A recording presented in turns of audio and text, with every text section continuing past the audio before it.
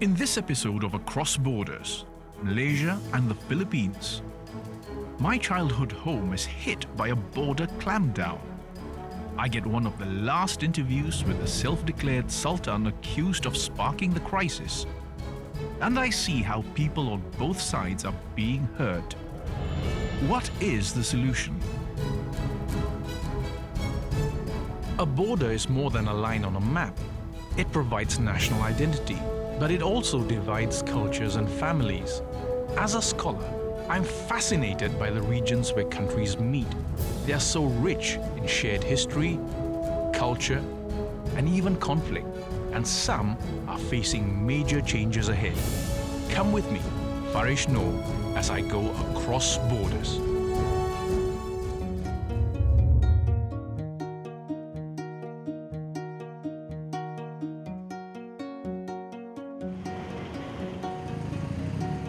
I'm on my way to explore the border between East Malaysia and the Philippines.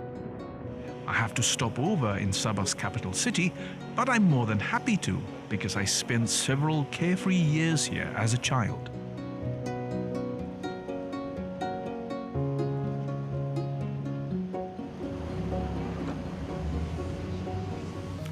So much has changed in Kota Kinabalu, but this market remains exactly the way it was when I was growing up here in the late 70s. We used to buy everything here, and they even used to sell sharks.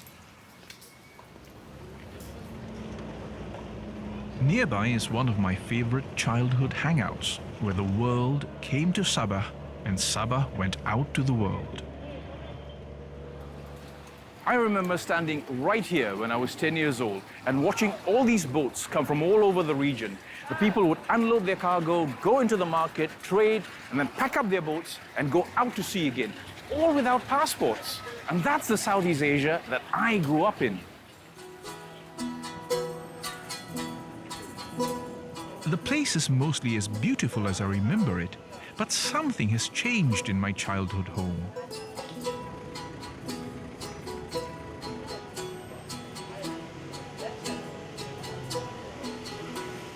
This market was dubbed the Filipino Market because so many workers here came from across the sea.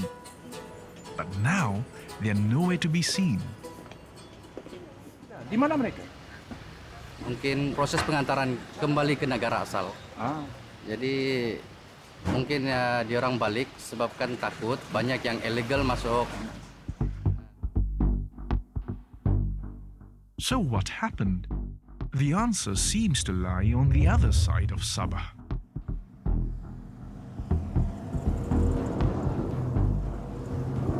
In early 2013, a security alert was sparked when about 200 armed men from the Philippines landed in Lahad Datu and claimed the state of Sabah for an old sultanate. For a while, there was a tense standoff. Police then searched a number of villages along the coast, including this one in Sampurna. The village leader describes how mysterious gunmen emerged. Apa yang berlaku? Apa yang berlaku tu terus ada tembak menembak berlaku tu. Setelah kena tembak satu, kita punya anggota polis tu dong tarik tu, bawa ke hari tu rumah. Dong tarik tu, tapi gelap sudah. Dicincang-cincang, jatuh ke saya pun bila nampak mayat masih dia lah. Karena pembunuhan begitu dahsyat sekali lah. Di mana rumahnya sekarang? Rumahnya sekarang untuk kan orang kampung, terlalu takut dalam keadaan itu, kita ada minta kebenaran daripada majelis untuk dirobohkan. Ini kesan-kesan tembakan tuh, dan tembakan ini dia dari sana lah, dari musuh. Kita punya keselamatan. Jadi menuju ke sini. So why did this happen? Well, it's a case of modern Asia coming up against a remnant of its past. For centuries, the Sultanate of Sulu controlled part of Sabah and what is now the southwest Philippines. In 1878, the Sultanate either leased or ceded its part of Sabah to the British North Borneo Company, which passed control to colonial Malaya. In 1963, Sabah became part of modern Malaysia. By this time, the remainder of the Sultanate had already been absorbed into the Philippines. The people of the former Sultanate, known as Suluks, still live on both sides of the border, just a couple of hours apart by boat and can usually go back and forth at will. And a self-proclaimed sultan still exists. It was his brother and followers who landed in Sabah, sparking the current upheavals. There's no proof yet that the gun battle in Sampurna involved the Sultan's followers, but it certainly set off a chain reaction.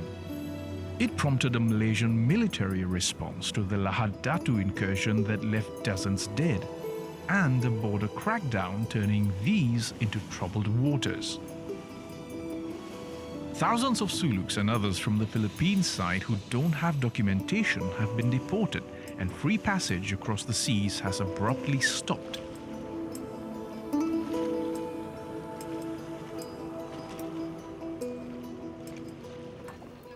Well, right now I'm between East Malaysia and Southern Philippines. Sabah is there, Palawan is there, Tawi-Tawi is there, but I can't go any further because I might get turned back by a marine patrol. And this clampdown on the maritime border is actually bringing to an end a long history of movement across the sea, and that's sad. It's painful to see my childhood home going through this upheaval, and I want some answers. So I decide to track down the Sultan himself.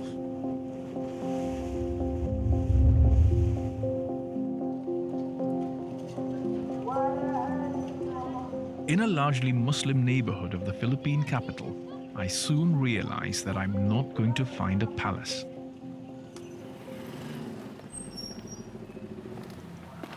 Well, here I am at the residence of the Sultan in a very modest part of Manila. So let's see how it goes. The Sultan is with some of his followers, so it's a while before I can get his undivided attention. He calls himself the Sultan of Sulu and North Borneo, and he's actually claiming all of Sabah. Why did these men go to Sabah? The last time, mamait talaga ako, I cannot. I told them not. But if you go there, I said, just to settle down in Sabah, let go ahead. Because it had been long time ago, where our people can go back and forth. From Sabah to Philippines, from Philippines to Sabah.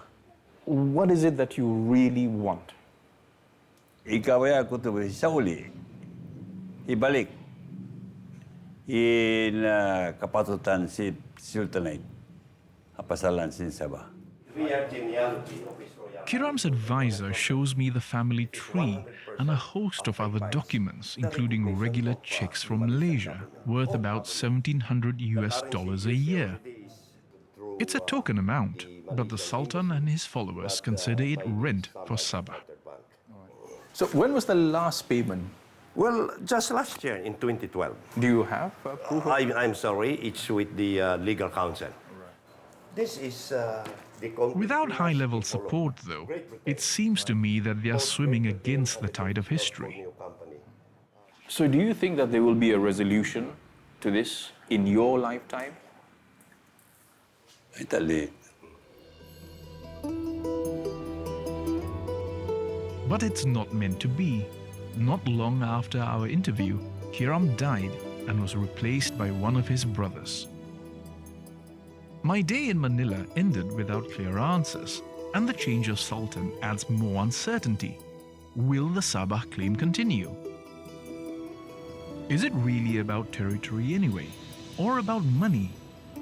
Some even say it's being stirred up by groups that feel left out of the peace process in the southern Philippines.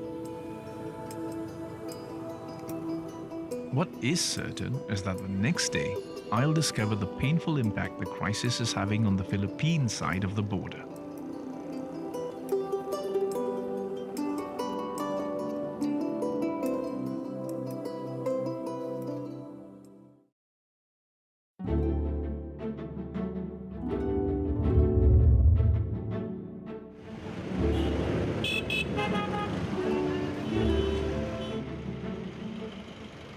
I'm trying to find out the story behind the clampdown on the marine border between the Philippines and Malaysia. It happened after an incursion into Sabah by supporters of the self-declared Sultan of Sulu and North Borneo. Hello. Hello, Farish. Welcome, welcome. Amina Rasul is an advocate for the people of Mindanao, These are where the samples incursion of started our from. funds. She We thinks the worked for solution 2 is a years with the financial mindset of settlement just to help being accept a Malaysia's voice sovereignty for over the Sabah. tomorrow. We are now reorganizing ourselves. You can just imagine how much impact a compensated solution would make on the communities of the Autonomous Region of Muslim Mindanao, which, as of now, is the poorest of the poor among all the regions of the Philippines, and certainly in need of capital infusion for economic development. The crisis has a personal dimension. And who's this? This is my grandfather, Haji Butu Rasul. He was prime minister to 3 sultans of the Sultanate of Sulu. Why can the government not find a role for the sultan to play in the administration of justice, in governance, in mediation of conflict within the modern day context? This will assure us that you have traditional systems which our peoples are very comfortable with. So, Amina, all the best. Thank you very much. Thank you for the visit. Okay, take care then. All the best, yeah? Bye. I have to head home, but Amina is flying south to the border region the next day, and I'll follow up later on what she finds there.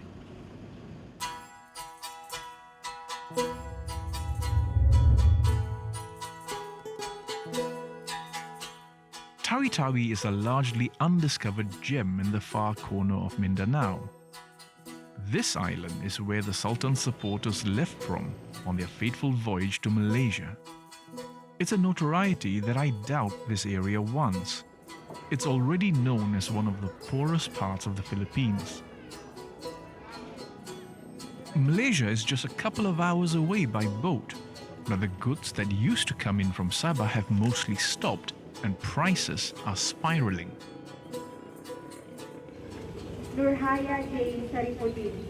Amina is attending the graduation ceremony for an adult literacy class run by the Philippine Marines.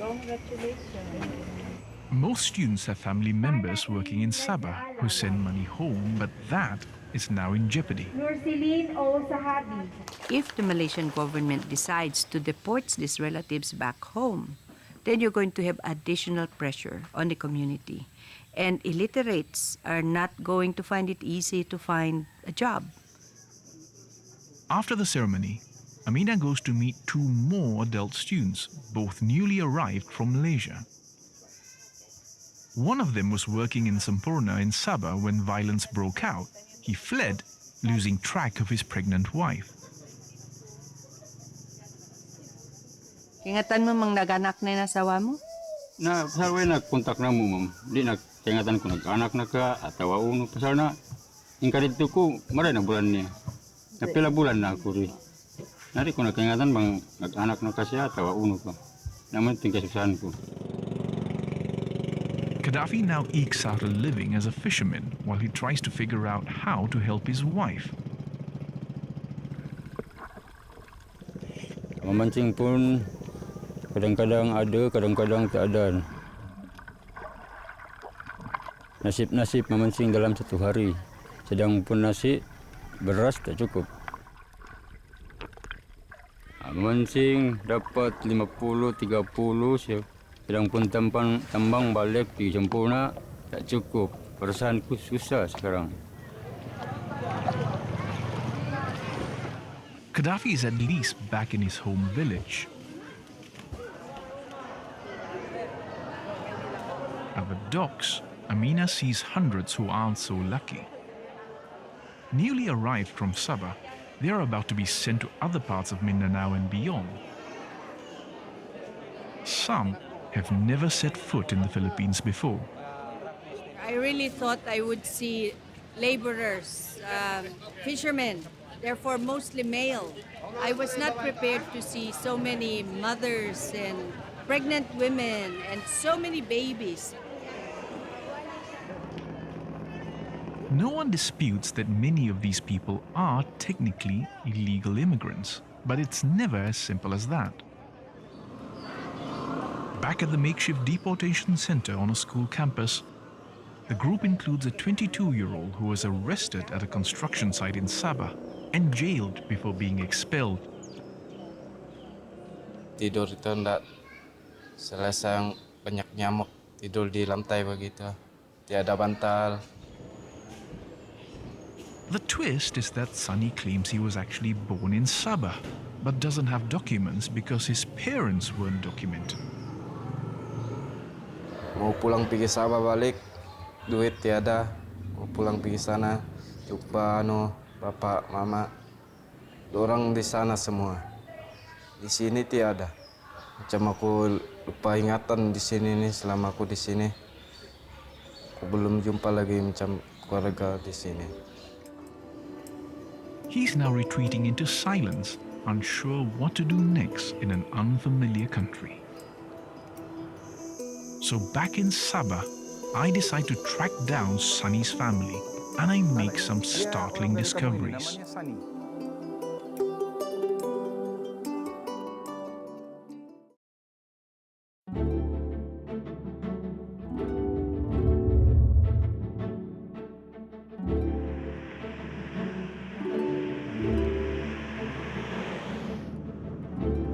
Lahad Datu in Malaysia is where armed men from the Philippines landed to claim Sabah for the so-called Sultanate of Sulu and North Borneo. It's also the birthplace of a young man called Sonny, deported to the Philippines in the midst of the crisis. Now, I'm looking for his family to tell them what happened to him. Well, I have no idea whether I'm going to find Sonny's parents, and it's a long shot, but let's see how it goes anyway. I've been told they live in a remote village behind a palm oil plantation. It's not much information to go on. Okay, nearly there, so fingers crossed. It's not an easy place to find, but I press on, asking about Sonny along the way. Anak ini, dia orang dari kampung ini, namanya Sonny. Tidak kenal? Finally, I find some people who know the family. They are not keen to talk on camera, but they give me some surprising news. Tidak ada lagi di sini. Di mana mereka?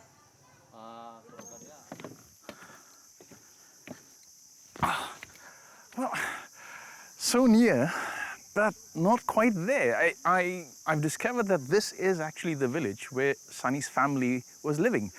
But the father has some emotional issues, and the mother seems to have left, and nobody can tell me where she is.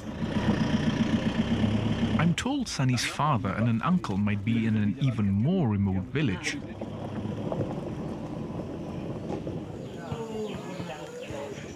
With not much daylight left, I reach an isolated settlement, and there I find Sonny's aunt and uncle.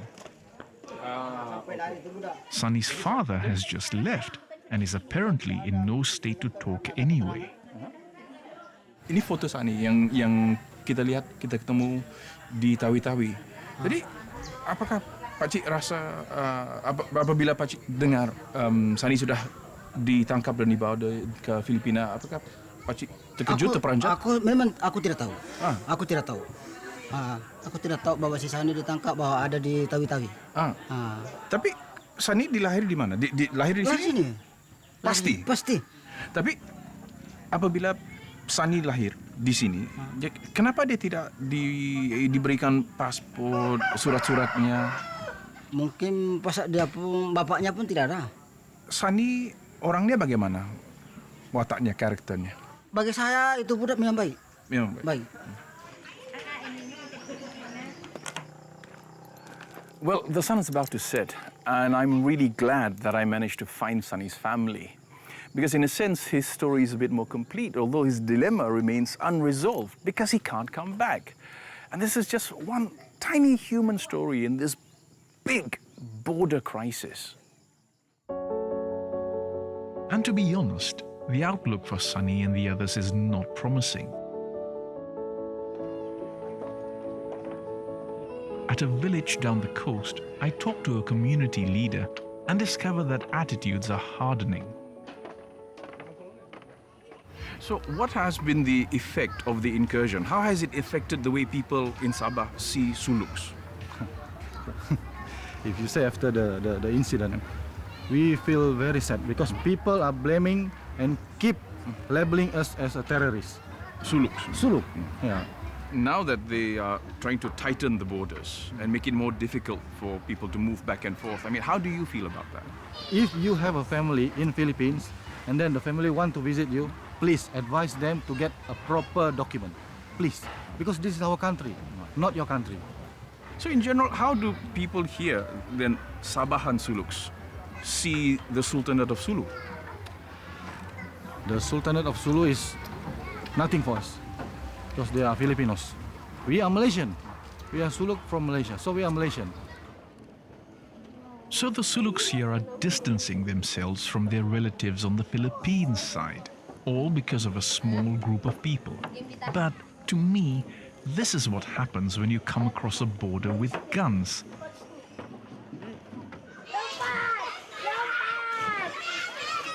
And it's hard to blame the Sabahans because they are now facing calls to demolish these villages so that insurgents can't land and hide.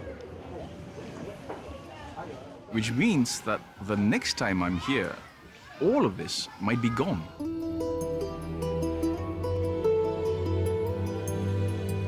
I've gained some insight into why this border crisis happened, and I've certainly seen the impact it's having on regular people on both sides, including where I spent part of my childhood.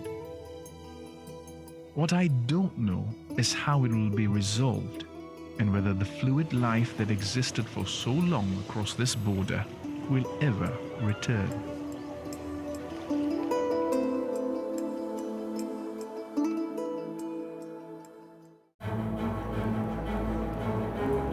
In the next episode, join me here on the border of China and North Korea, where the Hermit Kingdom is holding a trade expo to tell China it's open for business. Next week on Across Borders. So see you then.